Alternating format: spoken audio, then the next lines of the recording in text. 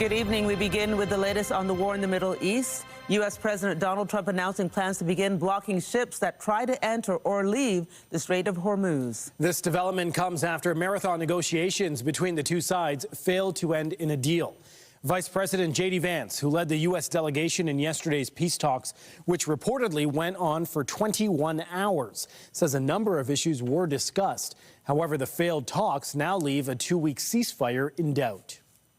We just could not get to a situation where the Iranians were willing to accept our terms. I think that we were quite flexible. We were quite accommodating. The president told us, you need to come here in good faith and make your best effort to get a deal. We did that. And unfortunately, we weren't able to make any headway. The U.S. military says the planned blockade of the Strait of Hormuz will begin Monday morning and affect all maritime traffic entering and exiting Iranian ports. They add that the blockade will be enforced impartially against vessels of all nations transiting in Iranian ports and coastal areas, including those of the Arabian Gulf and Gulf of Oman. The military clarifying that it will not impede the freedom of navigation for vessels coming to and from non-Iranian ports. Back here at home, the local Iranian community is responding to the news of the failed talks. A rally was held at Nathan Phillips Square today in solidarity with the Iranian people, calling for an immediate end to the fighting. Meanwhile, a small group of counter-protesters attended the show support for the war efforts by the U.S. and Israel. CTV's Allison Hurst was at this afternoon's rally and joins us now live with the latest. Allison. Raheem, there were a few dozen people here roughly this morning protesting the war in Iran and saying that they stand in solidarity with the Iranian people. This rally, organized by the Iranian Collective for Peace and Justice and Canada and Feminists for Jina, is calling for an immediate end to the war. The few dozen people who attended say they oppose and condemn this war and say they stand with the Iranian people in their struggle against the Islamic Republic for freedom, equality, and self-determination. They want this struggle to remain free from foreign intervention. They've been struggling for decades to find freedom in their own country against like a repressive dictator.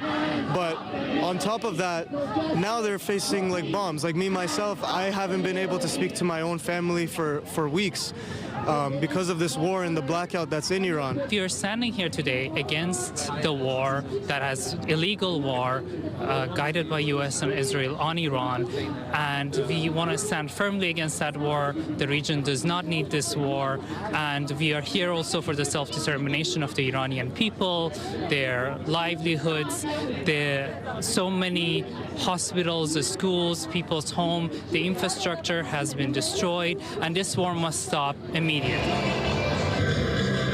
Meanwhile, a handful of counter-protesters also attended, cheering on the war efforts by the U.S. and Israel. Toronto police put themselves in a line between the two sides as both yelled at each other and tried to drown out the other with their chants. We need a way out of this situation. So, and if you look at their flag, like, what is that flag? None of them have the Iranian flag, which is the lion and sun flag. You come here, you say that I'm for Iran, hands off Iran. How can you be for Iran when Iran is not there itself? More than half of them cannot even speak Persian, and none of them have the Iranian flag. So those people are the mouthpiece of the government, and we are here to counter-protest them. The ceasefire is in place until April 22nd, but as we mentioned earlier, the talks have ended, and there's no indication as to what is going to happen once that date passes. Reporting live, I'm Allison Hurst. Andrea, back to you. Thanks, Allison. Still to come, we have more coverage on the conflict in the Middle East, including the response from Iranian leaders after the talks ended without a deal and the possible impact on the global energy supply. But first, to news out of Brampton, where the body of a man has been recovered from the water at the Heart Lake Conservation Area. Peel police say a man and woman in their 30s were in a canoe on the lake when it capsized around 9:30 last night. Police say the conservation area was closed for the season, but their cries for help were heard by another group having a bonfire at the shore. Brampton firefighters responded quickly and rescued the woman from the water. She was taken to hospital with non-life-threatening injuries related to cold water exposure. The search for the man resumed this morning, and his body was recovered this afternoon. There's a lot of questions here, not so many answers at this early point. So these are all things that we're looking into. As you've mentioned, the conservation area here was closed. So technically, nobody should have had access to the water. There certainly shouldn't have been anybody out on the lake boating. So how they acquired the canoe, whether it was theirs or not, that's something that we're going to be looking into as well. Police seized the vehicle belonging to the woman who was rescued. They say it will be examined as part of the investigation. In Scarborough, police are investigating a string of fires at an auto repair shop as arson. This is the aftermath of the fire, showing several vehicles with significant damage. Emergency crews were called to the business on Kennedy near Ellesmere just after 5 this morning. Toronto Fire says 4 vehicles were on fire. No one was injured. Police want to speak to anyone with information about what happened. A motorcyclist is fighting for their life in hospital after a crash on the Gardiner this afternoon. This was a scene on the eastbound lanes of the highway near Islington. Police say a motorcycle and vehicle were involved in a crash just after 4 p.m. Paramedics tell CTV News the motorcycle rider was rushed to hospital in critical condition. The driver involved remained at the scene. The cause of the crash is under investigation.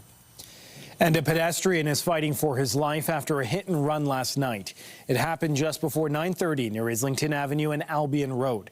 Police say a red Toyota Corolla driving along Albion crossed into oncoming traffic and then mounted the sidewalk, striking a 58-year-old man. The car then continued and hit 2 parked cars. The pedestrian remains in hospital with life-threatening injuries. Police say the driver of the Corolla ran away from the scene but has since turned himself in. 40-year-old Suraju Ishahu is facing multiple charges, including dangerous operation and leaving the scene of an accident causing bodily harm. 2 Toronto police officers were injured while trying to make an arrest in North York early this morning. Police say the officers were assaulted while responding to a call at an apartment building near Wilson Avenue and Bathurst Street just after 1 a.m. One officer was taken to hospital, though they both suffered non-life-threatening injuries. There has been no word yet on any possible charges. We'll have more news in a moment, but first here's a live look at the city this hour. Well, that's a pretty shot, as you see right there. It looks like some cotton candy skies underneath the cloud cover. Let's show you the satellite radar because there is some active weather. Yes, we have been dealing with showers throughout the day, and we are not done with the wet precipitation. There is going to be a fair bit of rain, I'd say, over the next 72 hours. There are some weather alerts as well, a special weather statement north of Kingston in the Barrie area, between 20 to 40 millimeters of rain expected. Also a rainfall warning in Parry Sound. They could see up to 50 millimeters of rain. Temperatures right now still very warm in Windsor, 25 degrees and 18 degrees in London. At the islands, 6 degrees, Pearson Airport, a little bit of cloud cover.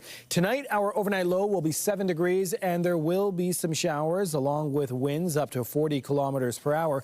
Coming up later in the newscast, we'll give you all the details in terms of when that precipitation will be heading our way during the week. Andrea. Thanks, Raheem. Well, today marks the 4th and final day of the Battle of Vimy Ridge during the First World War. A ceremony was held at the Old City Hall Cenotaph this afternoon, commemorating sacrifice and holding on to hope. At the front steps of Old City Hall, veterans, family, and French dignitaries stood side by side, marking the Battle of Vimy Ridge and honoring Canada's central role. France is deeply aware of the sacrifices made by those who came from across the Atlantic, who came from across Canada, many of whom had never set foot on European soil. This is the 109th anniversary of the pivotal event during the First World War, a Canadian military victory that came at the cost of more than 3,500 lives, 114 from Toronto alone, while more than 7,000 other Canadians were wounded in the battle. Vimy Ridge stands for sacrifice, courage, freedom and democracy, and most important of all, remind us how precious it is that we have peace. This is a pamphlet from a Legionary magazine from 1934, found in the City of Toronto archives. It announced a Vimy pilgrimage for all ex-servicemen and women, an all-expense tour for $160 for the unveiling of the Vimy Memorial in France in 1936. The special event was so significant, the city allowed staff who served to combine 2 years of vacation to have sufficient holiday to make the trip. These are pictures of Toronto department staff on the steps of Old City Hall before departing for the Vimy pilgrimage. Today, students are learning how this battle symbolizes the birth of Canadian pride, identity, and an unbreakable bond with France. As young people, it is easy to feel hopeless in the face of the world's issues. But after seeing the names of thousands of soldiers carved into the Vimy Memorial, we are here to remind ourselves that hope and peace are always achievable. An optimistic outlook, underscoring the importance of peace. A reminder that a planned closure on Line 2 this weekend is not taking place as the TTC investigates a pair of hydraulic fuel leaks that disrupted commutes last week. TTC CEO Mandeep Lally has apologized to customers for both incidents and suspended the use of the TTC's work car fleet while the transit agency investigates what happened. Crews had been scheduled to use the cars to install cell service in subway tunnels ahead of the FIFA World Cup. Officials say that work will be rescheduled. Meanwhile, there's no service on the Lakeshore East and Stouffville lines this weekend. Metrolink says it's carrying out critical track work. Buses are running between Durham College in Oshawa and Pickering Go. That will run express to Union Station, as well as at Old Elm and Unionville Go. Riders at other stops are encouraged to take the TTC. Regular service will resume tomorrow with some service adjustments.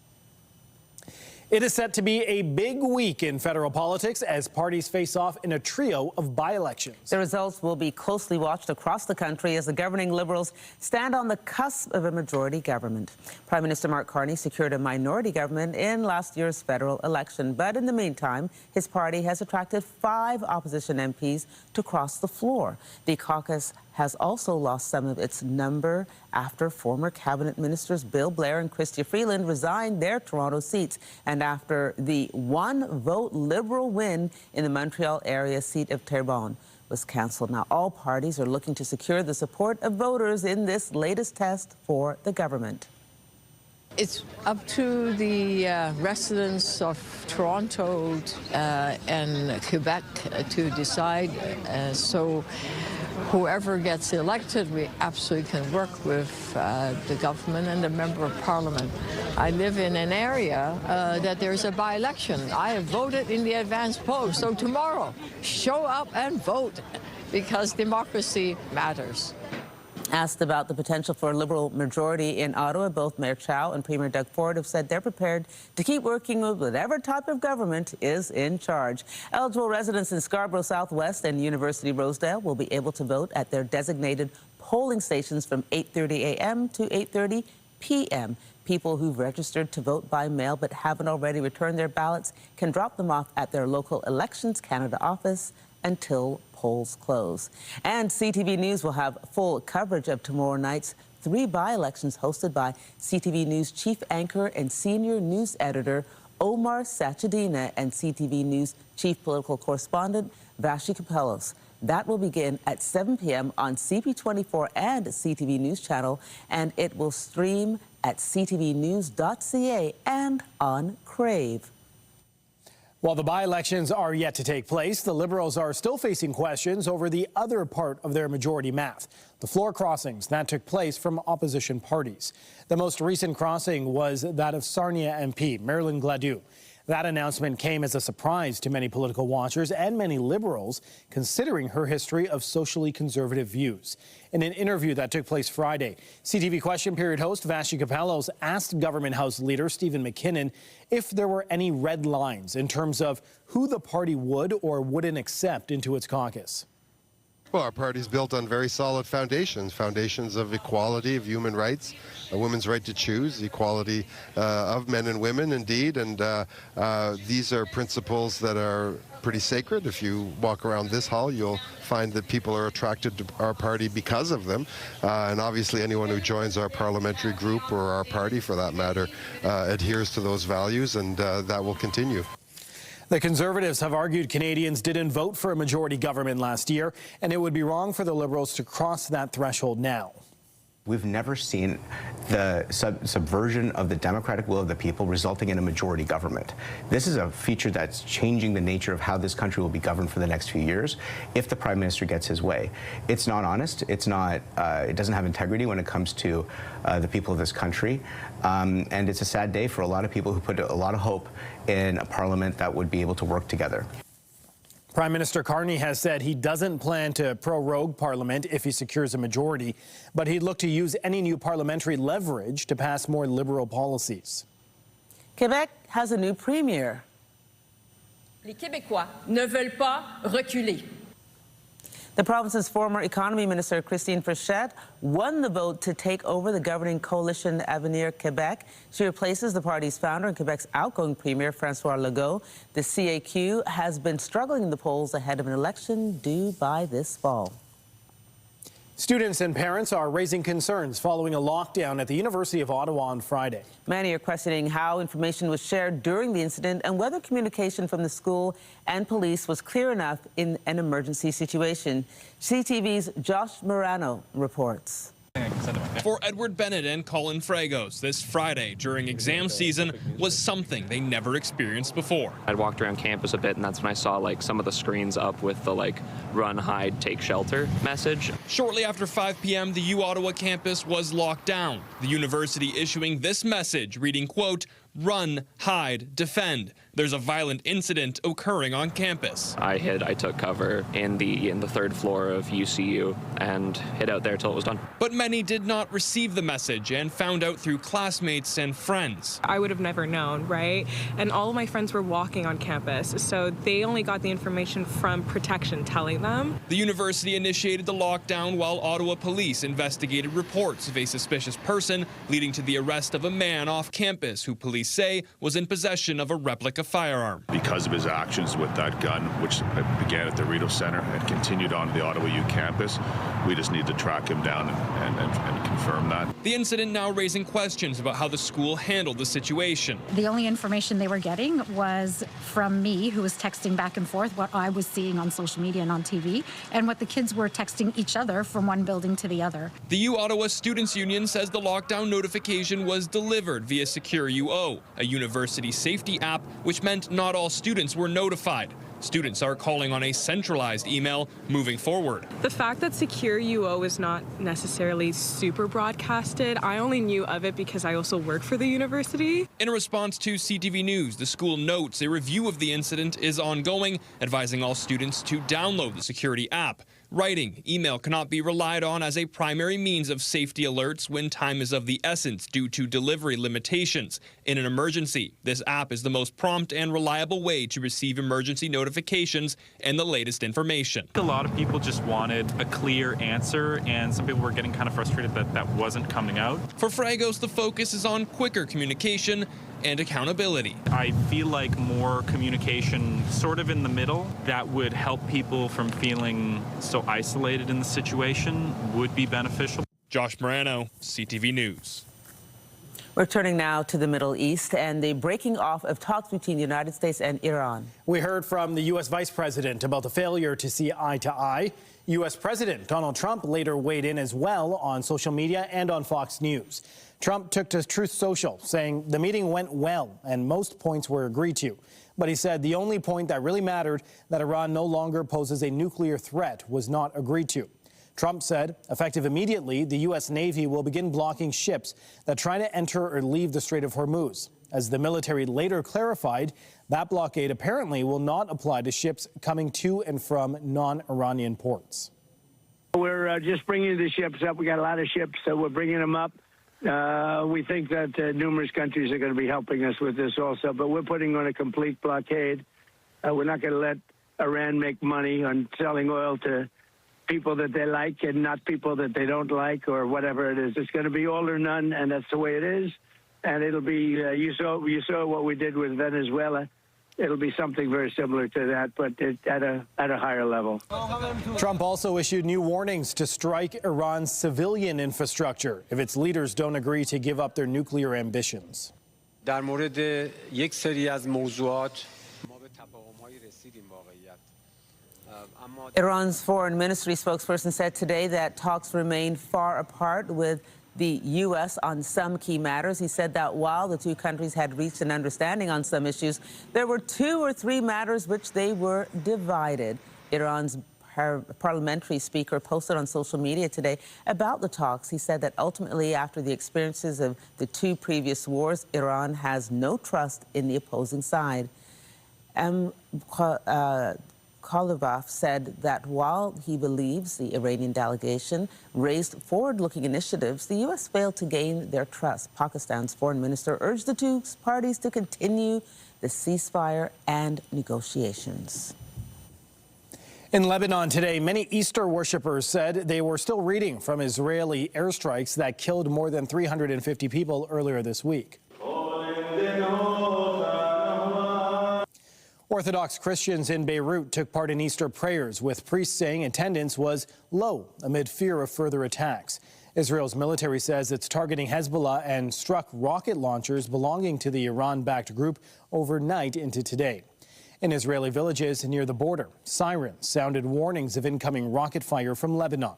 The Lebanese health ministry says more than 90 people were killed in strikes Saturday, bringing the war's death toll to over 2,000 people. And Israel's Prime Minister Benjamin Netanyahu was in southern Lebanon today, visiting Israeli troops occupying parts of the country. Netanyahu's visit comes as he says Israel has removed the threat of an invasion by Hezbollah fighters. Hundreds of thousands of Lebanese residents have been displaced. Talks between Lebanese officials and Israel are set to get underway on Tuesday. As tensions climb around the Strait of Hormuz, there are growing concerns over the world's supply of jet fuel. CTV's Kamal Karmali explains how uncertainty around the crucial corridor is putting some Canadians' vacation plans in limbo.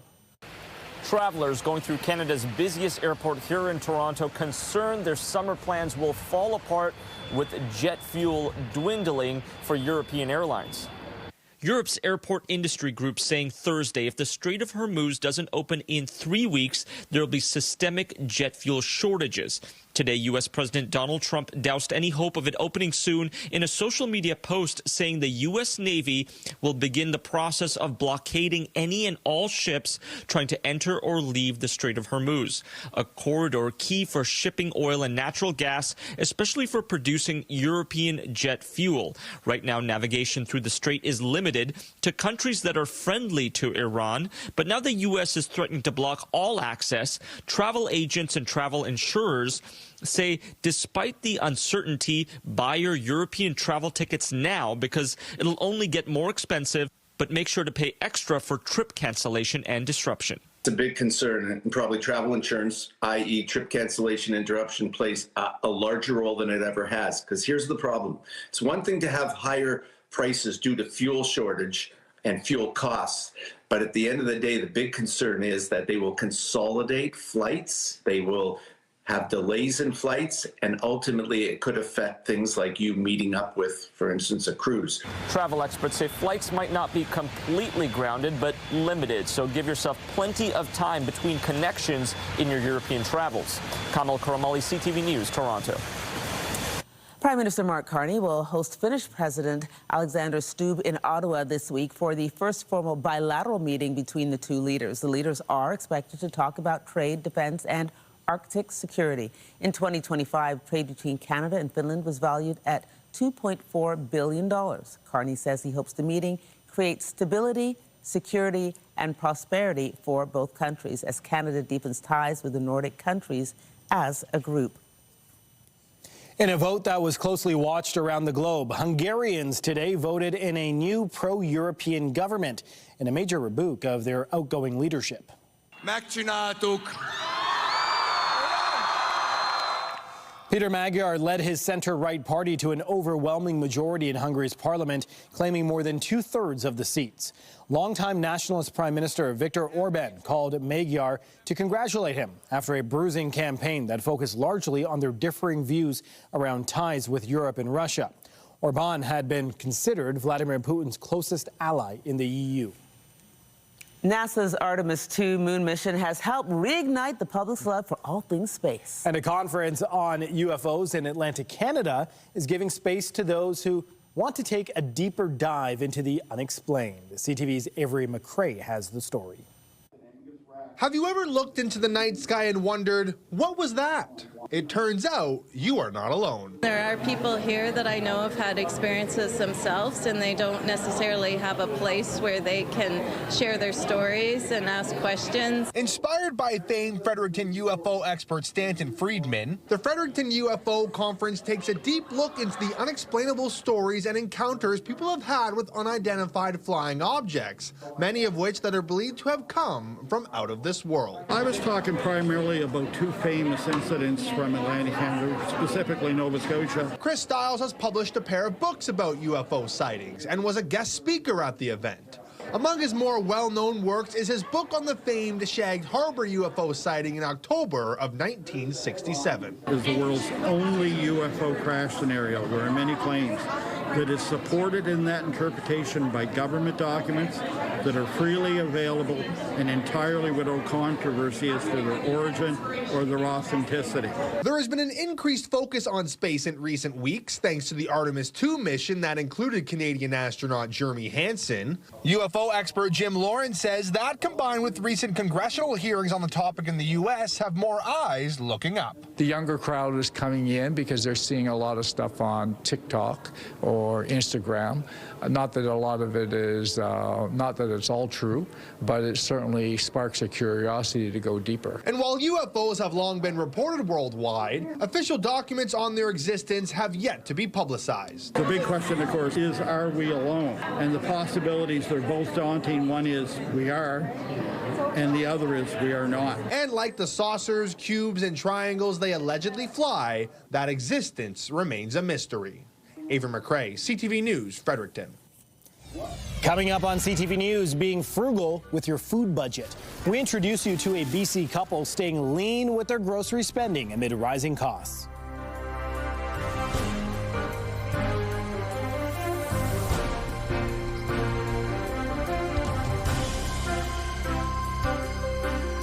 When you see it happen, send it to CTV News. Text 10400 from your screen to ours. Text 10400. As food prices soar across the country, a British Columbia couple is taking on a daunting challenge that just might inspire you. Their grocery budget is $160, and that's not per week, it's per month. CTV's BC Bureau Chief Andrew Johnson has more on the highs and lows of an exercise in extreme budgeting. When you go shopping with Michelle Neidham, most of the aisle is off limits. We do look at the honey sometimes, and we're like, wow, that's out of the budget. Then we go, oh, wow, these are cool. Not in our budget either. Until we arrive at the onions. This is like a gold mine for Vancouverites. 49 cents a pound is an exhilarating find. So are loose bananas for 10 cents less. These bananas are a lifesaver. Outside, cheap oranges. This is super exciting. But controlling quantity is crucial. This one looks small, but it's pretty heavy, so we wouldn't go for this one. Neidham will usually hit 4 stores per week, and she's documenting it all on YouTube. As a married couple living in the most expensive city in Canada, there are many things we do to reduce our living costs. This is our grocery budget challenge. $40 per week on groceries for 4 months. The challenge newlyweds Michelle and Thomas are taking on. We just picked the lowest number that we thought we could make it on. Each week starts with taking inventory. And for the fridge, no eggs, chickpea water, have cooked zucchini, some cooked chickpeas, pasta. Then a forensic examination of flyers. Ooh, and starting tomorrow, the 3-for-1 lemons. And an encyclopedic knowledge of what to buy where. Superstore would be the flour and eggs. Safeway, cheese. Walmart is the best for Adam's peanut butter. They stick mostly local for produce. Meat is out of sight. We are on week 12, and we've managed to buy meat one time. They're prioritizing protein and vegetables and baking in large batches. It's gone well, but isn't easy. If I don't soak the beans on the right night or I don't feel like cooking them, it's stressful. It's really hard on your mental health to not be able to have convenient foods. The couple hopes anyone looking to cut back, even in small ways, can use their journey as a bit of inspiration. They've got 1 month left in the challenge and a reward in mind at the end: hamburgers and pizza. Andrew Johnson, CTV News, Vancouver. They deserve it. They deserve more than hamburgers and pizza. I think they deserve a steak. That's what they deserve. Yeah. Wow. Congratulations to them. Good for them. You have your master's degree on? I got my degree. Yes. You know, it's so hard, folks. We are dedicated to you. We are working on the show, but we've got one eye on the screen. One eye on the screen. It's always a fun time. It's always a good time to watch. And you might be inside watching us, watching the Masters, because with the weather outside right now, it feels good to be outside and watch some TV. Let's show you what we're dealing with from the forecast perspective right now. 6 degrees in the city of Toronto, 25 degrees right now in Windsor. Yes, they are still quite hot. Here is your evening at a glance. There is the threat of showers, as we've seen throughout the day. That's going to continue in the evening, then cloudy conditions by about 11 p.m. Our overnight low, 7 degrees. Normal for this time of year is 3, so we're more than double that. So that's some good news there. Your morning forecast, more showers. The temperatures, we warm up pretty quickly tomorrow. By 9 a.m., 15 degrees, and I believe we got even warmer. Yes, our big high tomorrow, 21 degrees. That is very significant. Normal for this time of year, 11, and it seems like we're going to get some sunshine as well. So shaping up to be a nice day. I show you this forecast radar because here you can see we are not done with the showers just yet. Monday around 6 a.m., there is going to be a round of wet weather. Then things clear out. There may be some scattered showers. Fast forward to midnight on Tuesday, and you can see the clouds rolling in, more activity making their way through. So from a rain accumulation standpoint, by Tuesday at 12 a.m., 4 millimeters in Toronto, 29 millimeters could be seen up in Bancroft. 7-day forecast, Monday, so there will be some showers. That's early in the morning, and then conditions should clear. Tuesday, we saw on the forecast radar, there will be periods of rain, but take a look at those temperatures. We stay pretty consistent throughout the week, from 21 degrees just down to 13 degrees, so a stretch of very warm weather. Even those overnight lows until next Sunday in the double digits for many of those days, so that's something nice to see. There is a lot of cloud cover from Monday to Thursday. Friday, though, the sun does peak back out with a high of 19 degrees. So as we get deeper into April, we continue to see that that precipitation, but the temperatures are warming up in more consistently warm temperatures, which is a stark difference and a welcome surprise to what we saw the last couple of weeks. Andrea. Thanks, Raheem. Well, it's the final game of the regular season for the Toronto Raptors tonight, and a win would send them to the playoffs for the first time in 4 years. That's, they're just bringing it back slow. Landry Shamet trying to guard Mamu and Mamakilishvili from downtown. Toronto had a chance to clinch Friday, but fell 112-95 to the New York Knicks. A loss tonight could mean the Raptors have to take part in that evil play-in tournament, depending on the outcome of the other games. Now, the Raps could finish as high as 5th place and as low as 8th in the Eastern Conference. Tip-off was just after 6 p.m. at Scotiabank Arena. Toronto is currently leading in the first quarter. We'll have the full game results and fan reaction tonight at 11:30. To the diamond, the injury-riddled Blue Jays wrapped up a series with the Minnesota Twins this afternoon. This one high in the air to deep right field, and all Lucas can do is turn and watch it go.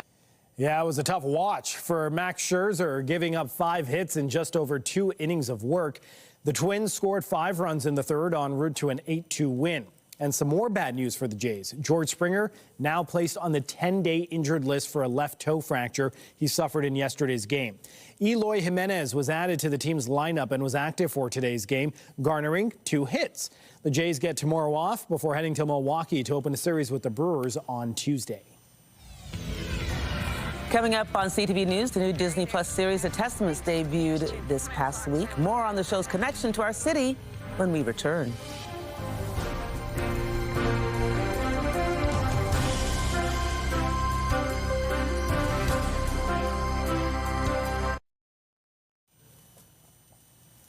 Long after the success of the book The Handmaid's Tale, 34 years in fact, Toronto's Margaret Atwood released the sequel to the bestseller. It's called The Testaments. Thankfully, it didn't take that long for the sequel to be made into a television series. And once again, Toronto and Canada remain an important part of the story. Back then, we still believed in this world. I guess it's easier to accept a story than believe that the people around you are monsters. 1 year after production began on the new Disney Plus TV miniseries, The Testaments, the cast returned for a theatrical screening. It's so good to be back. Why is it so good to be back? It feels like coming home in a way. I think because I spent so much time here, and I've actually been back a couple of times since we wrapped. Like California Gaming actually came to TIFF, and it felt like I was bringing all of them to my home in a way, because I was like, I've spent so much time here. I love this place, and I love these people, and it's so good to be back here, because this is where it started. Scotland's Lucy Halliday and American co-star Chase Infinity have a lot in common. For both, this is only their third major acting role. With her family by her side, Infinity is coming off the success of Academy Award-winning Best Picture, one battle after another. Daisy, where do you hail from? Canada. I imagine Canada's very different from here. Executive producer Warren Littlefield. She auditioned, and thousands of young women auditioned. She was the one. She really just delivered on her performance. I would like to say we agonized over it. We didn't. It was really clear. It's like, we want Chase. And she was at a moment in her life, you know, one battle after another. There was no buzz even about it. She had finished that film. Saying third project is kind of crazy in general, so just hearing that, like, it really does mean a lot, because I remember auditioning for it at first and just instantly being hooked to the story and falling in love with Agnes or Andrea the first time I read it. So I feel so grateful, and it just means a lot to hear that. Mayor Olivia Chow says The Testaments employed as many as 600 people in front of and behind the camera. Toronto is a film city. It's a place where people come to make films. We are so proud that Margaret Atwood, amazing book, handmade now Testaments are, and the Testament is shot here in Toronto. We are just proud because Margaret Atwood is from Toronto. This movie is from Toronto. I can't wait to see it. We came up and scouted Toronto, and you know, Canada has spent 50 years building an industry. So there's a fantastic crew here. When we looked at the world, and let's face it, Margaret Atwood lives here. So we were close to Margaret. And our world, our Gilead world, was supposed to be the Boston area. And we looked at Hamilton, Cambridge, and Toronto. And it served us well. Toronto's the second home for me. I love it. The Testaments is available now on Disney+. Well, at the weekend box office, last weekend's top 3 movies made a repeat performance. There's a huge universe out there. The Super Mario Galaxy movie brought in another $69 million U.S. across North America for a global tally of $629 million. Staying in space, Project Hail Mary was soaring high with another $24.6 million in second place. Gee, I wonder why. And the drama held on to third place, bringing in an additional $8.7 million in ticket sales. One of Canada's most successful bands is back with a new project. Arkells have announced that their new album, Between Us, is dropping this Friday. A year ago, no, we hadn't met. A year ago, it was a different life. Tell me what's next summer, what's next summer. Tell me what's next. The Hamilton Rockers recently performed at the Junos that were hosted in their hometown. Next up for the 9-time winners is a tour of Europe and the UK this summer. A new film coming out of Toronto is shining a light on a story that many in the local Somali community know exists, but rarely talk about openly. And CTV's Carol Charles recently caught up with some of the members of the cast. Yeah, Cineplex added another screening. That was great. A week after? It's a very exciting time for award-winning director Mohammed Ahmed. Only a week away from the film release, which he describes as his passion project, A Tribe Called Love. It's two lovers that want to be together, but the community is the one that is keeping them apart. If that sounds familiar, it's because it echoes the classic story of Romeo and Juliet. Two lovers kept apart by forces bigger than them. But this time, the story is set in modern-day Toronto, the romantic challenges stemming from tribal divisions within the Somalian community. In my community, we're divided into 4 big tribes. Whatever tribe you're with that's your community, you know? That's who you rely on, that's who you marry, that's how you stay close. However, many second-generation Somali Canadians see tribalism differently than their parents or grandparents did. That's where the character Farah comes in. Much like Romeo, he's willing to challenge the rules. He wants to break down those tribal barriers and make his own choices. There's like this belief that you're only supposed to be with the people that are around you. Love can be from any culture, it can be from any tribe. If we cannot convince them and we can't change their mind, well, let them know this is the path that we're on, and this is the path we're willing to take.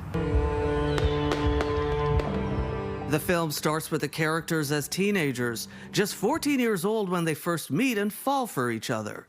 Then a tragic event happens and separates them.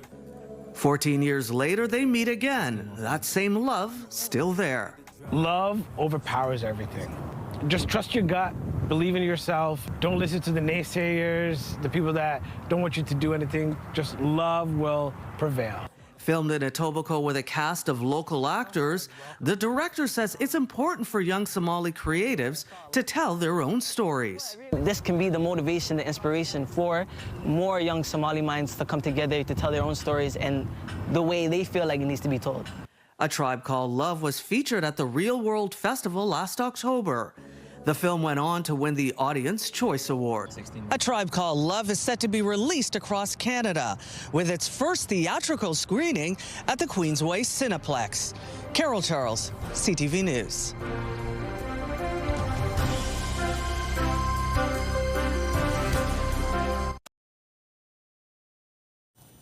The University of Calgary celebrated its 60th anniversary Saturday with a unique world record attempt. Hundreds of people had a roaring good time donning dinosaur costumes in honor of the school's team name. CTV's Kevin Fleming has the story. There are hundreds of people of all ages wandering the University of Calgary campus dressed as dinosaurs. They're here to celebrate the university's 60th anniversary and set a world record. Olivia McMahon is a grade 4 student who wants to be part of something special. I'm here because at our garage sale I got a costume and I wanted to come because last time in Drumheller I saw some dinosaurs and I thought it would be really fun to come and see if we could break the record. Isn't this awesome? Yeah, I mean I work here, I'm here every day at campus and everybody looks different and there's diversity, but sometimes it's really cool to see everybody dressed up in the same way. This is my wife Amy. This is our son Arthur, and this is our daughter Stevie. Connor Venables brought the whole family to the campus and says it wasn't a stretch to get everyone to dress up. We're in a bit of a dino phase. We've got almost 2-year-olds and a 4-year-old here, and dinos are a big deal for us in the family right now. I'm also an alumni, U of C Dino. I took my education program here. The world record for the largest gathering of people dressed as dinosaurs is 468 that was achieved in Palm Beach, Florida last year. Guinness World Record officials were on hand at the university Saturday to count everyone taking part, and the total number smashed the world record at 682 people. It's incredible just seeing the people that have come from community, whether they're young, whether they're old, whether they're our faculty members, whether they're deans. Like, this is a pretty special day when we all come together, can have some fun, and really just celebrate 60 years together. Lindsay Hine came with 3 generations of her family. We always wanted to break a Guinness World Record, and my husband on our wedding day gave me this dinosaur costume, and it always has been an inside joke of ours, and so multi-generational now, so any excuse to be a dinosaur. And Hine is also an alumni with family history at the university. My aunt was the one that submitted the dinosaur mascot when they were trying to figure out to have a mascot here, and she submitted the dino idea. This is Kathy and Corson Kong's first visit to the university, and they're sad they're not wearing costumes. We just heard the news yesterday. Otherwise, I would have a costume. I would join it totally. I think it's a great idea to broadcast the anniversary for the university, as well. It's a great day for the community to join us. It should be everyone's celebration. It took a few hours to count all the dinosaurs, but everyone was happy to be part of setting a world record. Kevin Fleming, CTV News, Calgary. Andrea, you have an update? News. Tell the okay. Well, Rory McIlroy, he is the winner of the Masters, 13 strokes under. He is a repeat champion. That's only happened 3 times in history before this, and so congratulations. Wasn't the guy I was cheering for, but you gotta hand it to him. He was clutch. He was clutch. Let's take a look at the weather before we let you go. Satellite radar, you can see some activity. There are some showers. We've been dealing with it throughout the day across the GTA, and those will continue into the evening hours. Temperature-wise, 6 degrees in Toronto, 18 degrees in Hamilton. Here's your school day forecast for tomorrow. The threat of showers will continue, but all the way up to 20 degrees by 3 p.m. Our high will be 21 degrees. Then a fair bit of rain on Tuesday, Wednesday, and Thursday, but very comfortable from a temperature perspective. Andrea. And that is our show for tonight. Be sure to join us at 11 for the CTV National News with Heather Butts, followed by our next local newscast at 11:30. In the meantime, our coverage continues anytime on CP24 and online at ctvnewstoronto.ca.